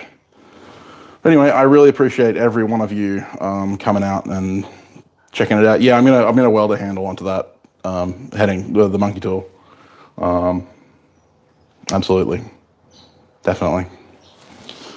I'll just stick weld a handle on it. No big deal. But anyway, I hope you enjoy the new audio. This is courtesy of my patrons. They bought me this Rode mic. Not directly, they didn't order it. I ordered it, but I ordered it with my Patreon money. So my patrons paid for the wonderful audio you're hearing, my beautiful baritone. Not really a baritone, more like a tenor, but, semantics. Keep it in the center of the road. I'm trying, man, desperately. Oh no. Snap the tip off my carving knife. Wonder how that happened. Oh, regrind time. Thank you so much, Sean. I really appreciate it, dude. But yeah, so thank you very much to my patrons. Thank you to my new patrons who just joined in the last couple of days. They'll be featured in the next video. But yeah, I'm buggered. I'm really tired. This week has been hell. If you've noticed that I haven't been around, that's why. I'm going to try and get back to regular updates and regular uploads. I have some plans for some stuff. I'm trying to get orders out of the way is the big thing because I'm closing my books permanently. So I will be only doing stuff that I want to do from now on. Which hopefully will mean more cool stuff for the show because I really enjoy like making stuff for the YouTube channel, but I can't do that if I'm making orders at the same time and trying to keep up with everything else. So I'm prioritizing YouTube for now because it's what I want to do. Yeah, thanks, Ben. The lesson 3 will be up very soon, very soon. I'll probably do that this week.